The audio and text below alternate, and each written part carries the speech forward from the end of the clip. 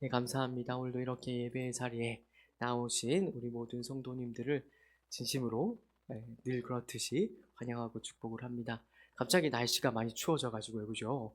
아마 놀라신 분들도 있지 않겠나 싶은 생각이 드는데, 날이 많이 추워졌으니까 우리 경상도에서는 단디 이브라는 말을 하거든요. 우리 예, 우리 성도님들께서도 단디 입으셔서 감기 걸리시는 일 없고, 또 감기 걸리셨더라도 얼른 주님의 은혜로 회복할 수 있기를 진심으로 축복합니다. 우리 계속해서 마태복음 말씀 오늘도 함께 좀 나누어 보려고 하는데요. 오늘 이 시간에는 너희가 먹을 것을 주라, 너희가 먹을 것을 주라는 말씀을 가지고, 제목을 가지고 우리 함께 하나님의 말씀 가운데 나타난 우리 주님의 은혜를 나누어 보도록 하겠습니다. 오늘은 질문 하나로 오늘 말씀을 좀 시작하면 좋을 것 같은데요. 우리 성도님들께서 속으로 한번 대답을 해보시면 좋겠습니다. 우리 기독교 신앙에서 가장 중요한 덕목 한 가지를 꼽으라면 무엇을 꼽을 수가 있을까요? 아마 머릿속으로 또 마음속으로 여러 가지 많은 대답들을 떠올리셨을 거라고 생각을 합니다. 우리가 믿음도 이야기할 수가 있을 거고요, 그죠? 또 소망도 이야기할 수가 있을 텐데, 그럼에도 불구하고 가장 중요한 덕목이라고 하면 아마도 사랑이라고 말을 할 수가 있을 것입니다. 제가 아무렇게나 생각을 해서 사랑이다라고 이야기하는 것이 아니라 고린도전서 13장에 보면은 이 말씀이 있죠. 그런즉 믿음, 소망, 사랑 이 세 가지는 항상 있을 것인즉 그 중에 제일은 무엇이라고 이야기를 하고 있습니까? 사랑이라고 말하고 있는 것을, 사랑이라고 가르치고 있는 것을 우리가 확인을 할 수가 있습니다. 그래서 기독교라고 하면 우리가 여러 가지 많은 수식어구들을 붙일 수 있겠습니다만은, 그래도 가장 대표적으로 기독교를 소개하는 수식어구가 뭔가 하면 바로 사랑이라고 말을 할 수가 있을 것입니다. 그러니까 기독교는 사랑의 종교라고도 불리운다라는 것이죠. 그런데 이 사랑이라는 덕목이 말은 참 듣기가 좋고, 또 우리가 말하기도 참 좋지만 참 어려운 것이다 라는 것을 우리가 신앙생활을 하면서 모두가 경험을 하게 되죠. 어떤 점에서 어려운가 하면, 이 성경은 여러 곳에서 우리에게 대하여 사랑을 베풀어라 이야기를 하거든요. 우리가 또 지난 말씀들을 통해서도 확인하고 있습니다만은, 우리 주님께서도 친히 서로 사랑하라는 말씀을 우리에게 주시지 않았습니까? 근데 이 서로 사랑하라는 이 말씀을 실천하기가 굉장히 어렵다라는 것이죠. 예를 들어서 돈을 내서 누군가를 도우라고 한다든지, 어떤 일에 헌금을 해서, 어떤 일에 봉사를 해서 이렇게 섬기라는 말 자체는 부담이 없고, 또 우리가 얼른 할 수 있을 텐데, 사랑을 하라는 말을 들으면 어딘가 마음 한구석이 답답해지는 경험을 해 보셨을 것입니다. 크게 두 가지 이유를 꼽을 수 있을 것 같아요. 첫 번째가 무엇인가 하면, 사랑하라고 이야기를 하면 우리가 대뜸 무슨 생각이 드는가 하면, 어, 우리가 뭔가를 가지고 있어야 누군가도 사랑할 수 있지 않겠는가라는 생각이 드는 거죠. 가장 대표적으로 이야기할 수 있는 것이, 또 말하기도 쉬운 것이 아마도 물질일 것입니다. 그러니까 우리가 물질이 있어야, 물질이 우리 가운데 있어야 누군가를 사랑함을 표현할 수 있을 텐데, 우리가 가진 물질이 적다고 생각이 되고 부족하다고 생각이 드니까 얼른 이 사랑을 표현하기가 쉽지 않다라고 첫 번째 느끼실 수 있을 것 같고요. 두 번째, 이 사랑이라는 말이 좀 막막하고 어려운 이유가 무엇인가 하면 바로 다른 무엇보다도 물질의 부족함도 우리가 얼른 들 수가 있겠지만은, 우리 자신을 봤을 때 우리 자신이 사랑이 많이 부족하다라는 것을 우리가 확인을 하게 되죠. 우리가 말씀을 듣고 이 말씀에 따라서 순종하여 사랑을 실천해야 된다는 건 누구나 알고 있는데, 첫 번째, 물질이 없고, 두 번째, 그럴 마음이 없다는 것을 우리가 확인하게 되기 때문에 이 사랑이라는 말이 듣기는 좋고 말하기도 좋지만 때때로 마음 한편에 부담이 되기도 한다라는 것입니다. 그렇다면 우리가 한번 이 시간 이렇게 질문을 한번 던져보면 좋을 것 같습니다. 그러면 가진 것도 풍족하지 않고, 그리고 사랑할 마음도 부족한 우리가 어떻게 우리 주님의 말씀에 순종해서 사랑을 실천할 수 있을까요? 과연 우리가 누군가를 사랑할 수는, 진정으로 사랑할 수는 있는 것일까요? 오늘 그런 질문이 드신다면 오늘 참 잘 오셨습니다. 왜냐하면 오늘 본문은 그러한 질문에 대해서 다루고 있거든요. 그래서 오늘 본문을 통하여서 이러한 질문에 대한 답을 얼른 찾으시고, 아마도 우리 성도님들이 기본적으로 다들 사랑이 많으신 분으로 제가 알고 있는데, 이러한 사랑에서 더 풍성해지시기를 진심으로 축복합니다. 자, 오늘 본문은 우리가 좀 잘 알고 있는 본문이죠. 매우 유명한 본문입니다. 주일학교 때부터 이 오병이어 사건은 아마 귀에 딱지가 않도록 들으셨을 거라고 생각이 듭니다. 그래서 이 오병이어를 기초로 해가지고 어린이 찬송가도 많이 나오고요. 그리고 이 오병이어를 기초로 한 CCM도 많이 나와 있는데요. 근데 이게 매우 유명할 뿐만 아니라 사실은 성경 전체에서 보더라도 매우 중요한 본문이기도 합니다. 제가 이것도 그냥 아무 생각 없이 내뱉는 말이 아니라, 물론 성경 전체가 다 중요합니다만은 그런 뜻에서 그런 것이 아니라, 이 오병이어 기적이 특별히 복음서의 다른 기적 본문들보다 더 중요한 성경적인 이유가 있습니다. 그것이 무엇인가 하면 사복음서 전체에서 언급하고 있는, 공통으로 언급하고 있는 기적 중에 유일한 것이 바로 이 오병이어 본문이기 때문에 그렇습니다. 그러니까 우리가 사복음서를 잘 알고 있지 않습니까? 그래서 마태, 마가, 누가를 공관복음으로 알고 있고, 그다음에 이제 요한복음을 제 사복음서로 알고 있는데, 뜻밖의 이제 공관복음서끼리 서로 공유하는 내용들이 굉장히 많습니다. 잘 알고 계시죠? 잘 알고 있는데 뜻밖의 요한복음까지 이렇게 공유되는, 이제 물론 예수님의 죽음과 부활은 물론 공유하고 있습니다만은, 뜻밖의 예수님이 행하신 기적들 중에 공통으로 공유하고 있는 내용, 사복음서가 공통으로 공유하고 있는 내용은 오병이어 사건이 유일합니다. 그러니까 그런 것들을 봤을 때 복음서 기자들이 이 오병이어 기적들에서 무언가를 보았기 때문에, 어떤 굉장히 중요한 의미를 발견했기 때문에 이제 말하자면 기록해 놓았다라고 우리가 생각을 할 수가 있는 거죠. 그런데 우리는 이러한 복음서 기자들이 기록한 의미에 대해서 좀 깊이 생각을 하지 않고요, 무엇만 좀 기억을 하고 있는가 하면 참 신기하다는 생각이 드는데, 숫자만 기억하고 있는 경우가 많죠. 오병이어 사건이라고 이름 붙여진 데서도 우리가 확인할 수 있습니다만은, 결국 예수님께서 보리떡 5개와 물고기 2마리로 몇 명을 먹이셨죠? 5,000명을 먹이셨다. 그리고 몇 강주리를 남기셨죠?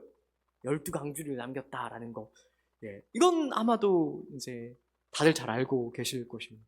그래서 보리떡 5개와 물고기 2마리로 5,000명을 먹이시고 12강주리를 남기셨다라는 내용에 대해서는 잘 알고 있는데, 이 오병이어 본문을 통해서 우리 주님께서 정말로 하고자 하는 메시지가 무엇이었는가 하는 것에는 우리가 생각하지 못하고 또 잘 이르지 못하는 경우들이 덜어 있는 것이죠. 그러나 이 시간에 오늘 이 오병이어 본문을 통하여서 도대체 이 오병이어 사건을 통해서 우리 주님께서 하고자 하신 메시지가 무엇인가를 분명히 깨닫고 돌아갈 수 있게 되기를 바랍니다. 이제 요약해서 결론부터 이야기를 하자면, 오늘 오병이어 본문은요, 우리 주님 대신 예수 그리스도의 성육신과 또 십자가의 사랑을 예표적으로 보여주는 사건이다라고 말을 할 수가 있을 것입니다. 우리가 기존에 알고 있기로는 예수님께서 그냥 단순하게 기적을 행하신 사건으로만 우리가 흔히 이해하고 있기도 하잖아요. 그러니까 예수님께서 보리떡 5개와 물고기 2마리로 5,000명을 먹이셨다는 그런 초월성, 그런 기적성, 그러한 우리 주님의 권능에 초점을 맞추는 경우들이 덜어 있는데, 사실 오늘 본문을 잘 읽어보면 우리가 깨닫게 됩니다만은, 본문은 전혀 그런 것을 우리에게 이야기하고 싶어 하는 것이 아니라 오히려 우리 모든 죄인을 향한 우리 주님의 사랑이 얼마나 크고 놀랍고 기이한 것인가, 측량할 수 없고 헤아릴 수 없는가를 우리에게 가르치고 있다라는 것입니다. 이것을 우리가 오늘 이 시간에 좀 집중해서 좀 살펴볼 수 있기를 바랍니다. 오늘 본문을 우리가 그냥 숫자만 기억하지 마시고, 물론 숫자도 기억하는 것이 너무 중요하겠습니다만은 숫자만 기억할 것이 아니라 이 오병이어 사건의 본질이 우리 주님께서 죄인들을 불쌍히 여기셔서, 그죠?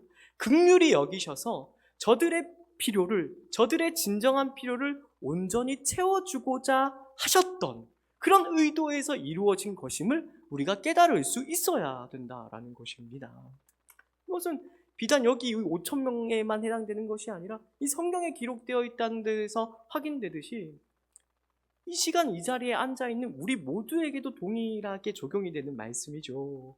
우리 주님께서는 우리를 불쌍히 여기셔서, 우리를 긍휼히 여기셔서 우리의 모든 필요, 우리의 모든 진정한 필요를 채우시는 분이라는 것을 이 오병이어 본문을 통하여 우리에게 가르쳐주고 있다라는 것입니다. 이 사실이 어디에서 좀 더 분명하게 나타나는가 하면 같은 오병이어 사건을 기록하고 있는 요한복음 6장에서 이 사건의 진위가 더 잘 드러납니다. 우리 요한복음 6장으로 한번 가보도록 하겠습니다. 요한복음 6장입니다. 자, 요한복음 6장을 보시면 1절부터 15절까지 오병이어 사건이 동일하게 기록되어 있는 것을 우리가 확인을 할 수가 있습니다.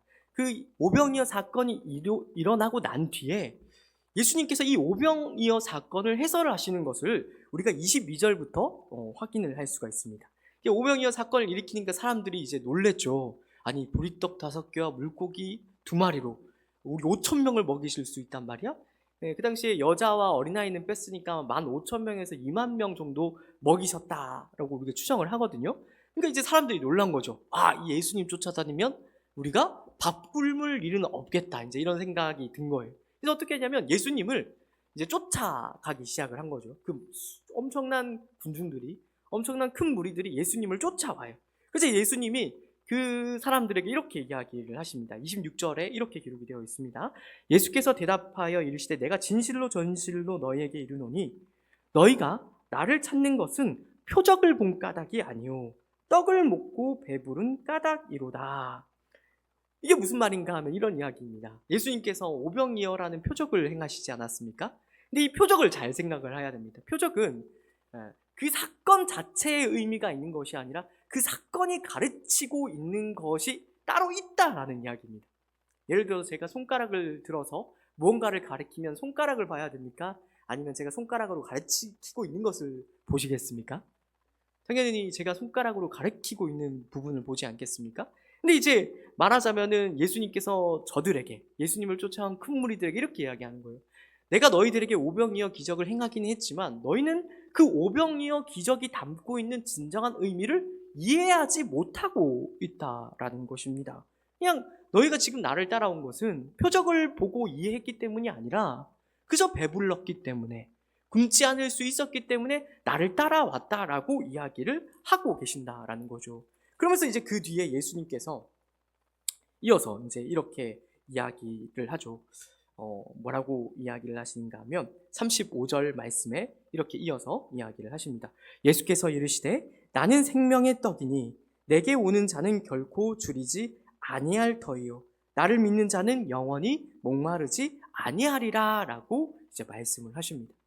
이 내용이 한 번 이야기하는 걸로는 불충분하다고 생각을 하셨는지 그 뒤에 48절부터 51절까지 다시 한 번 더 이 똑같은 내용을 반복해서 또 확장해서 설명하고 계신 것을 우리가 확인할 수 있습니다.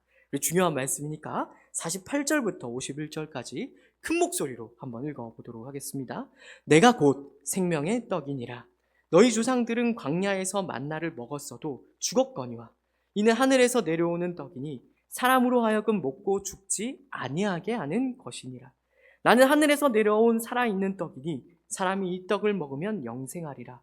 내가 줄 떡은 곧 세상의 생명을 위한 내 살이니라 하시니라 라고 예수님께서 이야기를 하신 것이죠. 그러니까 이 오병이어 사건을 해설하시는 우리 주님의 설명을 들으면 이 오병이어 사건을 단순히 우리 주님이 기적적인 능력을 행하시는 분이다 정도로 본문을 이해할 수가 없다라는 것입니다. 우리 주님은 물론 보리떡 5개와 물고기 2마리로 5,000명, 15,000명, 2만 명, 그보다 더 많은 사람들도 먹이실 수 있는 그런 능력이 있지만 그 오병이어 사건, 오병이어 표적의 주된 내용이 무엇인가 하면 바로 그 기적을 행하신 예수님이 저들의 진정한 필요를 만족시킬 수 있는 분이라는 그런 메시지를 담고 있다라는 것입니다. 이것을 우리가 오늘 이 시간에 좀 중요하게 한번 생각을 해보았으면 좋겠습니다. 그래서 이 요한복음 6장과 마태복음 우리 오늘 읽은 14장의 본문이 궁극적으로 어디에서 성취되는가 하면 바로 마태복음 26장 26절에서 궁극적으로 성취되는 것을 우리가 확인을 할 수가 있습니다. 마태복음 26장입니다. 마태복음 26장 26절 말씀입니다. 28절까지 우리 큰 목소리로 한번 읽어보도록 하겠습니다. 마태복음 26장 26절부터 28절까지 말씀 다 같이 큰 목소리로 읽습니다. 그들이 먹을 때에 예수께서 떡을 가지사 축복하시고 떼어 제자들에게 주시며 이르시되 받아서 먹으라 이것은 내 몸이니라 하시고 또 잔을 가지사 감사기도 하시고 그들에게 주시며 이르시되 너희가 다 이것을 마시라 이것은 죄사함을 얻게 하려고 많은 사람을 위하여 흘리는 바 나의 피 곧 언약의 피니라. 마지막 만찬의 장면이죠. 새 언약을 맺으시는 장면이기도 합니다.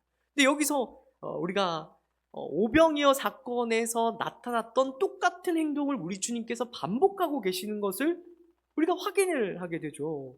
어떤 반복을 하십니까? 중요한 눈썰미가 있으신 분들은 얼른 눈치를 채셨을 것입니다. 무엇인가 하면 예수님께서 먼저 떡을 가지십니다. 그죠? 예수님께서 먼저 떡을 가지시고 그 다음에 축복을 하십니다.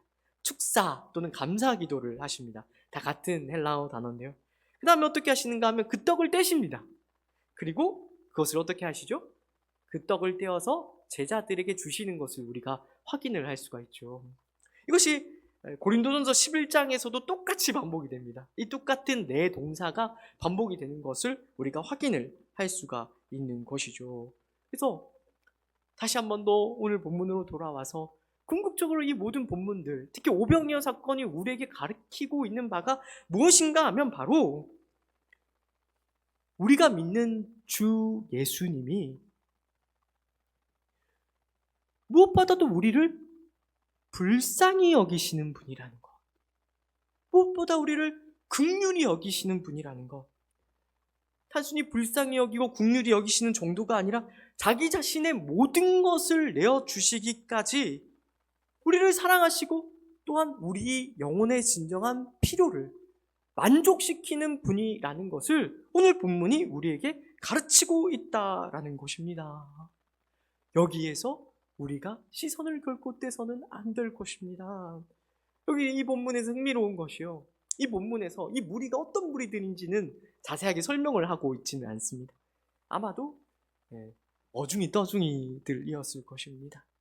어중이 떠중이들이라는 말보다 더 정확한 표현은 아마도 세상을 살아가면서 아프기도 많이 아프고 세상을 살아가면서 배고프기도 많이 배고팠던 그런 사람들일 것입니다. 오갈 데가 없어서 예수님을 찾아가지 않고서는 아마도 끼니조차 때우기 어려운 그런 인물들이 다수 있지 않았을까 싶은 거죠. 그런데 오늘 본문을 보면 그 무리들이 좋은 사람인지 나쁜 사람인지 착한 사람인지 나쁜 사람인지 이런 방구가 없습니다.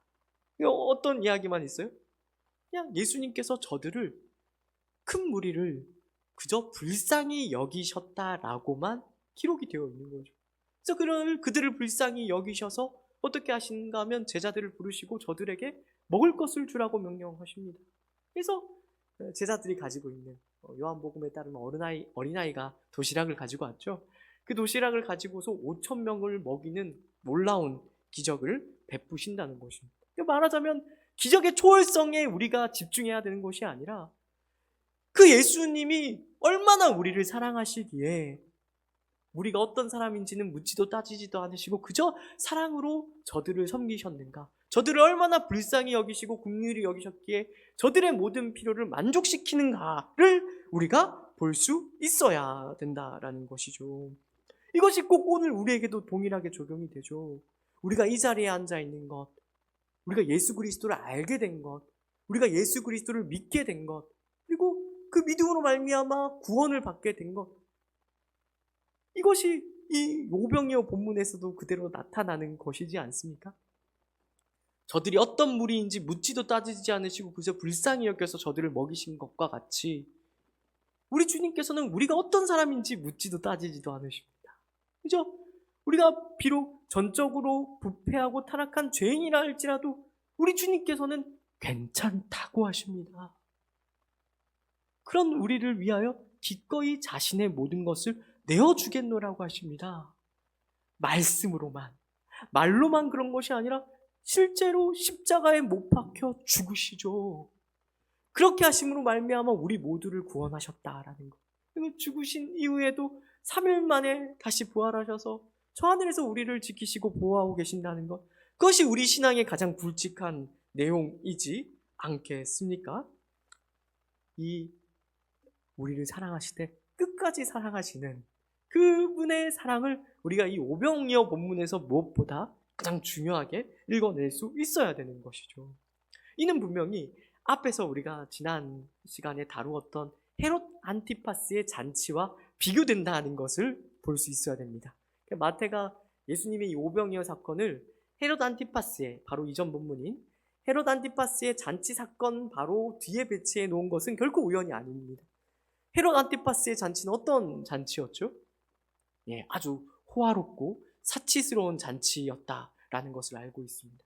거기에는 진정한 기쁨이나 유익이나 만족이 있었습니까? 없었습니까? 우리가 자세하게 살펴봤습니다만 거기에는 잔치라고 이름만 붙일 수 있을 뿐 진정한 잔치라고는 볼 수 없다라는 것을 우리가 확인했었죠. 거기에는 자기의 유익과 만족만을 끊임없이 추구하는 못난 하나님을 알지 못하는 인간 군상만을 우리가 확인할 수 있을 뿐입니다. 잔치가 벌어졌지만 거기에서 하나님의 사람인 세례 요한이 죽어 나갑니다. 자기 과시, 자기 의를 드러내고 증명하는 것 외에는 그 헤롯 안티파스의 잔치에는 아무것도 말하자면 잔치라고 부를 만한 요소가 없었다라는 것이죠. 그러나 오늘 우리 주님께서 베푸시는 잔치는 어떠합니까? 거기에는 불쌍히 여기심이 있습니다. 긍휼히 여기심이 있습니다. 자비가 있죠.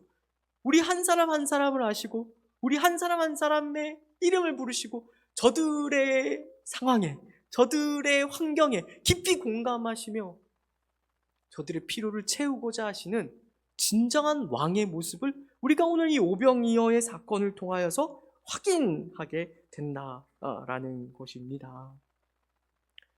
이러한 사랑을 바로 이 자리에 앉아 계신 우리 모든 성도님들이 받고 계시다라는 것을 알고 계십니까?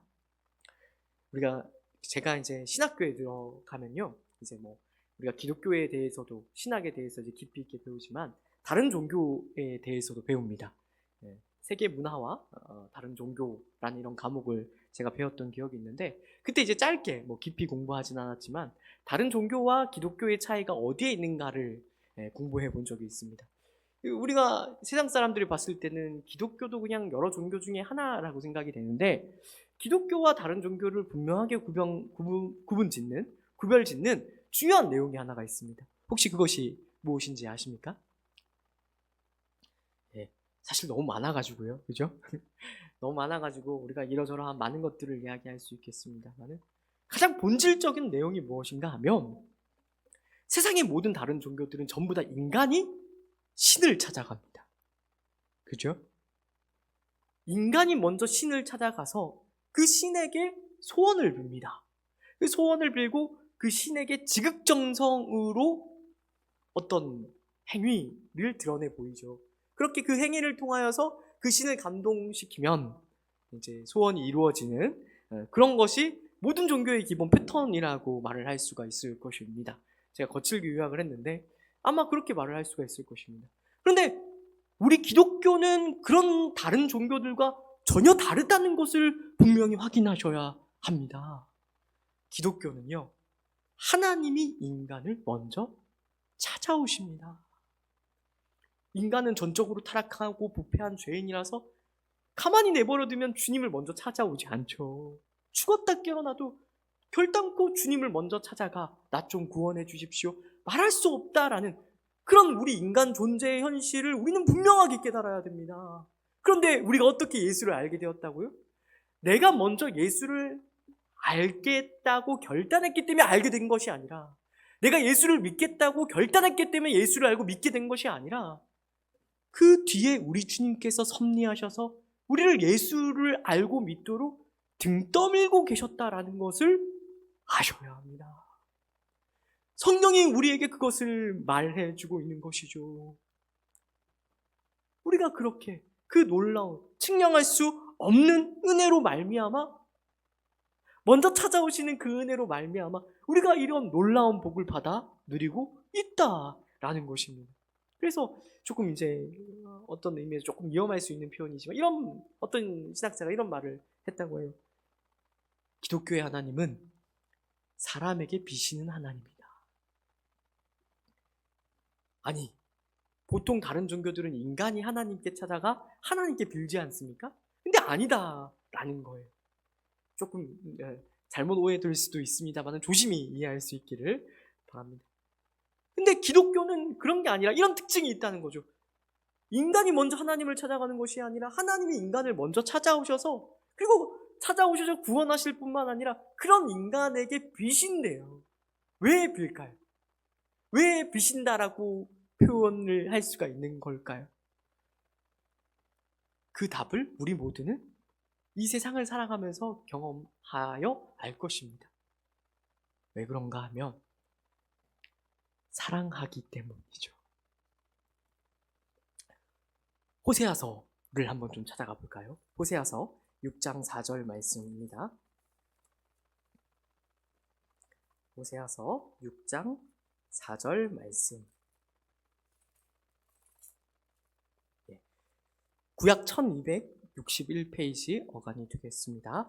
이 호세아서를 한번 집에 가서 쭉 한번 읽어보시면 좋겠는데, 제가 처음에는 이 호세아서를 읽을 때 이게 도대체 무슨 말을 하는지 잘 모르겠더라고요. 그러니까 한번 읽어보시면 제가 왜 이렇게 이야기하는지 아실 것입니다. 반드시 1장부터 마지막 장까지 쭉 연결해서 읽어보셔야 됩니다. 왜 제가 무슨 말을 하는지 모르겠다라고 말씀을 드리는가 하면, 호세아서는 하나님의 심판과 구원이 번갈아 가면서 등장을 합니다. 하나님께서 한 부분에서는 이스라엘을 다시는 내가 용서하지 않겠다, 그리고 이제는 정말로 심판해 버리시겠다라는 표현을 하십니다. 그랬다가 바로 그 뒤에서는 이제 손바닥 뒤집듯이 예수님께서 다르게 또 이야기를 하세요. 아니다, 내가 너희를 심판하더라도 다시 회복시키겠다, 내가 다시 너희를 구원하시겠다. 이거를 반복해서 나옵니다. 그러니까 우리가 생각했을 때는 심판하겠다 하고 구원하겠다 이렇게 딱 한 번만 하고 끝나면 좋겠는데 아니에요. 집에 가서 한번 읽어보세요. 1장부터 마지막 장까지 심판하겠다고 했다가 구원하겠다고 했다가, 심판하겠다고 했다가 구원하겠다고 했다가가 번갈아 이렇게 등장을 한다라는 거예요. 제가 젊었을 때는 이게 정말 이해가 잘 안 됐어요. 안 됐는데 그 단서를 여기에서 발견할 수가 있었습니다. 바로 뭐냐면 호세아서 6장 4절 말씀입니다. 같이 한번 큰 목소리로 읽도록 하겠습니다. 에브라임아, 내가 내게 어떻게 하랴? 유다야, 내가 내게 어떻게 하랴? 너희의 인애가 아침 구름이나 쉬 없어지는 이슬 같도다. 무슨 말씀인 줄 아시겠습니까? 하나님께서 이스라엘 백성들을 놓고서 이렇게 얘기를 하는 거예요. 야, 내가 도대체 너희에게 어떻게 했으면 좋겠냐? 내가 도대체 너희에게 어떻게 했으면 좋겠냐라고 우리 하나님께서 반복해서 되물으시는 거죠. 왜 그러시는지 이해가 되십니까? 아직 감이 잘 안 오시는 것 같아서 호세아서 11장으로 한번 가보겠습니다. 호세아서 11장 8절 말씀입니다.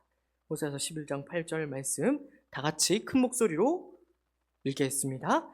에브라임이여, 내가 어찌 너를 놓겠느냐? 이스라엘이여, 내가 어찌 너를 버리겠느냐?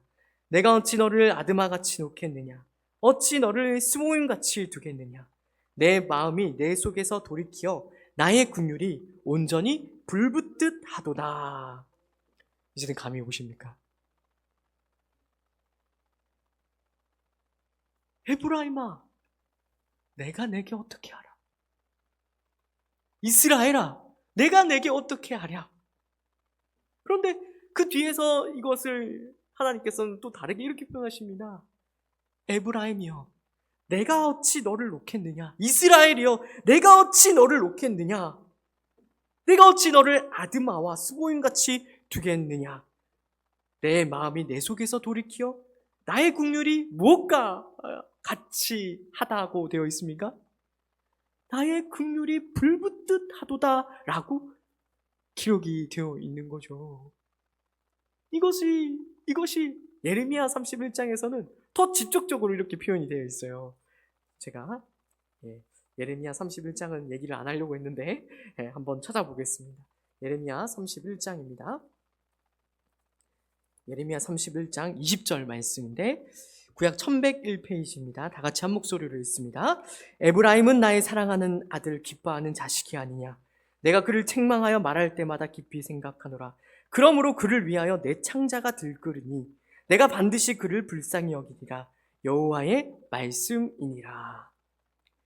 여기에서도 에브라임과 이스라엘 백성들을 향한 하나님의 마음이 잘 담겨 있는 것을 우리가 확인을 하게 되죠. 여기서 우리가 주목해야 되는 표현이 뭔가 하면요, 그러므로 그를 위하여 내 창자가 들끓으니 라는 표현입니다. 이 창자가 들끓으니 라는 표현이 무슨 뜻인지 이해가 되시겠습니까? 이거는 이제 그 이스라엘 고대 그 근동의 문화를 알아야만 이해할 수 있는 표현입니다. 고대 근동에서는 사람의 감정이 어디에 있다라고 생각을 하면, 오늘 현대인들은 그 감정이 보통 이제 심장에 있다라고 많이 생각을 하지 않습니까? 근데 이제 고대 근동에서는 이제 어디에 감정이 있다고 생각을 했는가 하면 창자에 있다라고 생각을 했어요. 이 창자에 마음이 있다, 감정이 있다라고 생각을 한 거죠. 그러니까 지금 하나님께서 그냥 이제 말하자면은 이스라엘을, 에브라임을, 당신의 택한 백성들을 긍휼히 여기시는 정도가 아니라 그 마음 가장 깊은 곳에서 마치 불이 물을 끓이듯이 들끓어 오르듯이 이스라엘 백성들을 사랑하는 그런 내용이 여기에 기록이 되어 있다라는 것입니다. 되게 흥미롭게도 이것과 비슷한 고사성어가 있습니다. 혹시 알고 계신 분이 있을지 모르겠는데 단장이라는 고사성어가 있죠. 단장이라는 고사성어가 있는데, 단장이 뭔가 하면 그 삼국지 부록에 있는 촉서에 나오는 내용입니다. 촉서에 보면 어떤 사냥꾼이 원숭이 새끼를 사냥을 하는 장면이 나와요. 한 사냥꾼이 이제 원숭이 새끼를 잡으려고 활을 막 쏘면서 잡으려고 하는데, 그때 이제 누가 쫓아오는가 하면 어미 원숭이가 쫓아오죠. 그래서 어미 원숭이가 쫓아와가지고 그 새끼를 필사적으로 껴안고 이 새끼 원숭이를 못 잡아가게 만드는 거예요. 근데 이제 사냥꾼이 그래도 새끼 원숭이를 잡아가야겠으니까 어떻게 하는가 하면 활을 당겨가지고 이제 그 어미 원숭이를 이제 죽이는 거죠. 그래서 그 원숭이를 이제 말하자면은 어미 원숭이를 이제 새끼 원숭이에서 떼어내가지고 봤더니 글쎄 그 어미 원숭이의 창자가 다 끊어져 있었다라는 거죠. 그래서 사냥꾼이 그것을 보고 이제 이렇게 생각을 한 거죠. 이 어미 원숭이가 내가 활을 쏴가지고 죽인 게 아니라 이 자식을 향한 사랑 때문에 이 창자가 끊어져서 죽었구나. 그래서 단장이라는, 누군가를 애끓게 사랑하는 마음을 표현할 때 단장이라는 표현을 이제 종종 쓰고는 합니다. 정확하게 유사한 심상이 공유되고 있는 것을 우리가 확인할 수가 있는 거죠. 근데 이 단장이라는 표현과 그리고 여기 예레미야 31장 20절에 나와 있는 내 창자가 들끓는 데서 파생된 표현이 뭔가 하면 바로 오늘 우리가 읽은 마태복음 14장 14절에 불쌍히 여기시다라는 단어의 진정한 의미입니다. 스프랑크니 조마이라는 표현인데, 이게 뭐냐면 그 창자가 들끓는다라는 것을 표현하는 거예요. 그러니까 여기에서 우리가 다시 한 번 더 주목을 해야 되는 것은 우리 주님께서 도대체 우리를 어느 정도로 사랑하시는가를 읽어낼 수 있어야 된다는 거예요. 우리 주님께서 우리를 어떻게 사랑하시는가를 우리가 분명하게 확인할 수 있어야 되는 것이죠. 예수님께서 우리를 어떻게 사랑하신다고요? 그 어떤 것과 비교할 수 없는 애끓는 심정으로 우리를 바라보시고 우리를 구원하시고 우리를 보살피신다라는 것을, 우리의 모든 필요를 만족시키고 계신다라는 것을 우리가 우리가 오늘 본문을 통해서 확인할 수 있어야 되는 것입니다. 그러나 우리는 이러한 우리 주님의 사랑에도 불구하고 이러한 사랑에 만족하지 못하는 신앙생활을 하죠. 꼭 무엇과 같은가 하면요, 우리 성경에 잘 나타나 있는데 출애굽기 16장과 민수기 11장에 기록된 광야 땅에 있는 이스라엘 백성과 같이 하나님과 우리 주님의 사랑에 만족하지 못합니다. 네, 출애굽기 16장과 민수기 11장에는 어떤 내용이 기록이 되어 있죠? 우리 모두가 잘 알고 있는 내용입니다. 하나님께서 그 크신 권능으로 이스라엘 백성을 이집트 땅에서 구원해내셨죠. 그래서 홍해를 건너서 이스라엘 백성들이 이제 광야 땅을 떠돌게 됩니다. 이게 떠돌게 되는데 이제 광야 땅이다 보니까 이제 먹을 게 없었겠죠. 먹을 게 없어 놓으니까 이 이스라엘 백성들이 하나님께 대하여 원망하고 불평을 하죠. 어떻게 원망하고 불평하는가 하면 출애굽기 16장 이렇게 나옵니다. 우리가 고기 가마 곁에 앉았을 때에, 그리고 떡을 배불리 먹던 때에 여호와의 손에 죽었더라면 좋았을 것을 이라고 정확하게 원망하고 불평합니다. 우리가 생각했을 때는 어떤 생각이 얼른 듭니까? 악당도 이런 악당들이 없죠. 제가 어렸을 적에는 이 이스라엘 백성들을 보면 이 나쁜 놈들, 이 벌받아 마땅한 놈들이라는 그런 생각을 많이 했던 것 같아요. 아니, 하나님이 저들을 구원해 주신 은혜도 까먹고 그 먹는 게 뭐라고 이 광야 땅에서 조금 고생이라고 원망하고 불평해? 라고 이렇게 저는 생각을 했어요. 근데 이제 조금 시간이 지나고 보니까 조금 이제 이스라엘 백성들의 심정이 이해가 되는 거예요. 왜 그렇죠?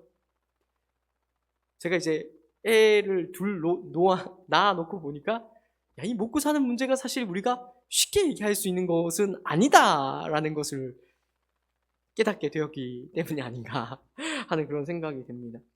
그럼에도 불구하고 이스라엘 백성들이 못마땅한 것은 지나지 않았는데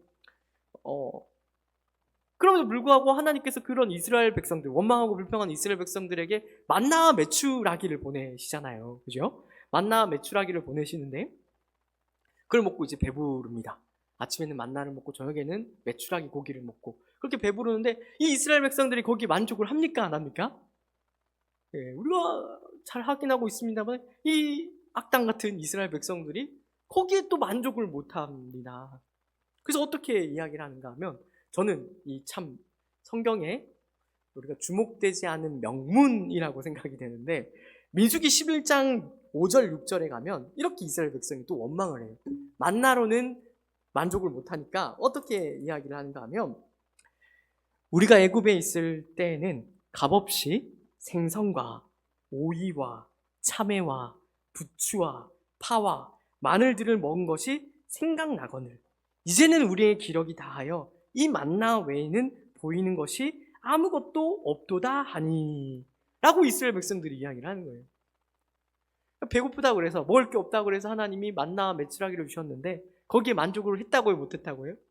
못하고 자꾸 애굽에서 종살이 하던 때, 애굽에서 노예 생활을 하던 때를 그리워하면서 그때 배부르게 먹을 수 있을 때가 좋았다라고 자꾸 이야기를 하는 거죠. 우리 신앙생활이 때때로 이런 이스라엘 백성들과 겹치는 부분이 있다라는 것을 우리가 얼른 깨우쳐야 합니다. 우리는 우리 주 예수 그리스도의 놀라운 은혜로만 말미암아 구원을 받았습니까? 안 받았습니까? 우리는 그렇게 구원을 받았습니다. 우리의 어떠함이 아니라, 우리의 어떤 자격이나 조건이 아니라 오직 우리 주 예수 그리스도의 은혜로 말미암아 우리가 구원을 받았다라는 것은 우리 신앙에서 가장 중요한 내용일 것입니다. 그런데 구원을 받았음에도 우리는 쉽게 원망하고 불평할 때가 많죠. 왜 그렇습니까? 제가 앞에서 넌지시 이야기했듯이 먹고 사는 문제가 만만치 않기 때문에 그렇습니다. 하나님이 만나도 주시고 메추라기도 주시지만 거기에 성이 차지가 않는 거예요. 거기에 원망하는 마음이 들고 불평하는 마음이 드는 거죠. 어렸을 때는 이스라엘이 무조건 나쁜 놈이었는데 커서는 조금 이해를 합니다. 아무리 맛있는 음식도 40년 동안 먹으면 물리겠습니까? 안 물리겠습니까? 물리죠. 그런 맥락에서일 뿐만 아니라 하나님께서 우리에게 분명히 만나와 메추라기를 우리 인생에 부어주십니까? 안 주십니까? 주십니다. 주십니다. 분명히 주십니다. 근데 무엇이 아닐 뿐이에요? 진수성찬이 아니고 산의 진미가 아닐 뿐이죠. 하지만 그럼에도 불구하고 강야 땅에 있는 이스라엘 백성에게 만나를 주시고 메추라기를 주셨던 것과 같이 하나님께서는 분명히 우리의 필요를, 진정한 필요를 채우고 계신다라는 것을 우리가 알고 있어야 된다라는 것입니다. 그리고 여기에 더하여 한 가지 생각을 해야 됩니다. 왜 이렇게 질문을 던질 수가 있죠? 아니, 하나님이 기왕 주실 거면 만나와 메추라기도 좋지만 기왕 주실 거 진수성찬을 차려주시면 얼마나 더 좋았겠는가? 매일매일 다른 음식을 주시면 얼마나 더 좋았겠는가? 산의 진미를 그냥 처음부터 주시면 얼마나 좋았겠는가? 라고 우리가 생각을 할 수가 있죠.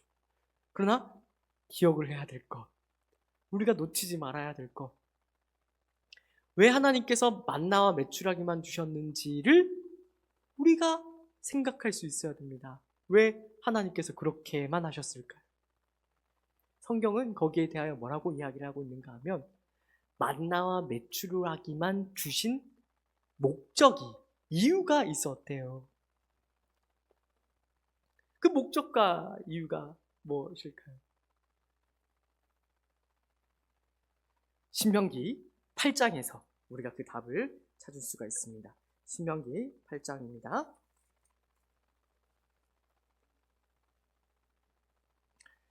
신명기 8장 1절부터 6절까지 말씀,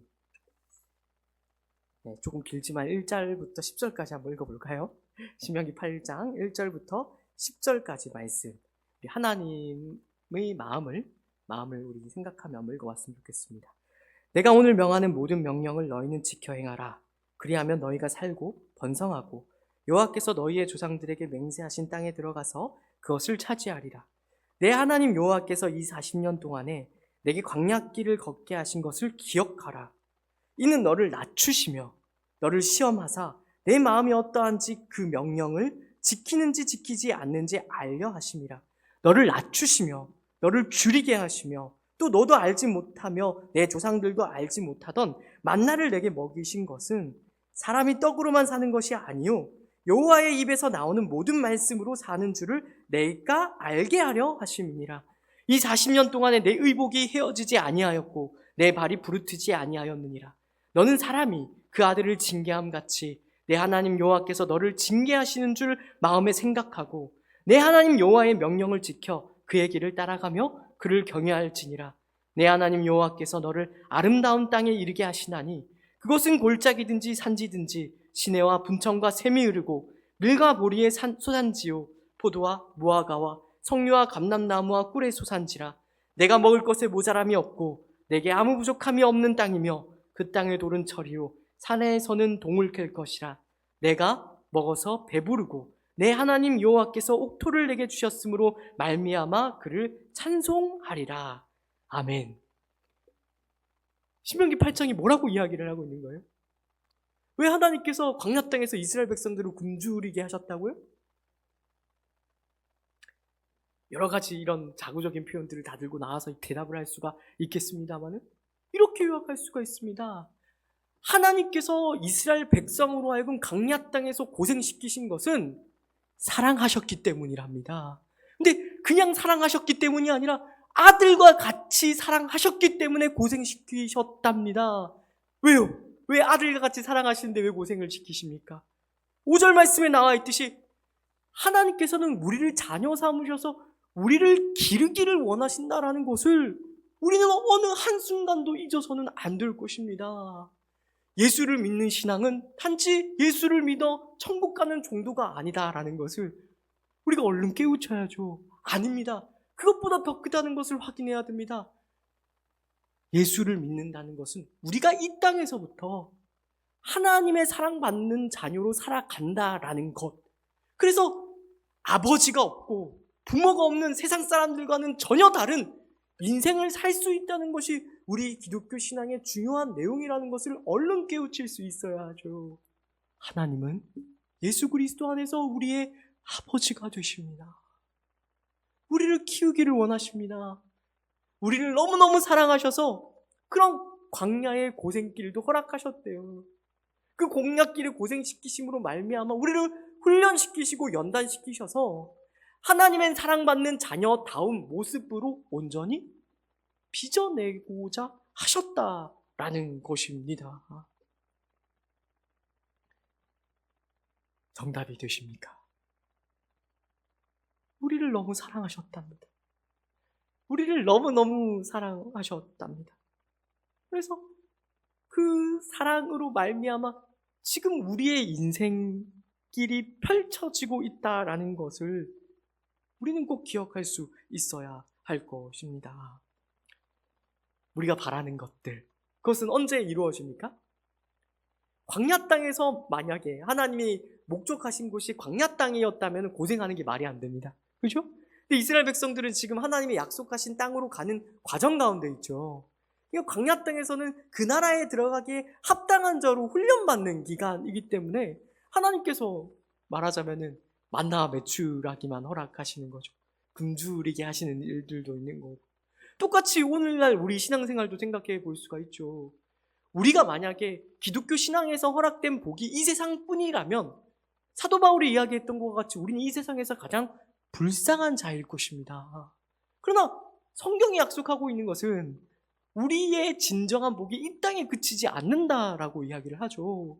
우리도 가야 하는 약속된 땅이 있죠. 우리는 새하늘과 새 땅에 들어가야 할 것입니다. 그러나 이곳은 어디입니까?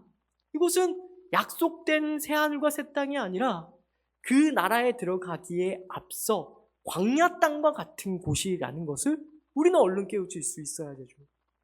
거기에서 하나님이 뭐만 주신다고요? 풍성한 복을 반드시 허락하시지만 우리가 하나님의 사랑받는 자녀다워질 수 있을 만큼만 복을 허락하신다라는 것을 얼른 깨우칠 수 있어야 되는 것입니다. 그래서 신명기 8장에 보면 그래서 이렇게 이야기하잖아요. 네. 이 40년 동안에 내 의복이 헤어졌다고요? 안 헤어졌다고요? 안 헤어졌대요. 내 발이 부르텄다고요? 안 부르텄다고요? 안 부르텄다고요. 이 복이 소극적으로 묘사된 이유가 있습니다.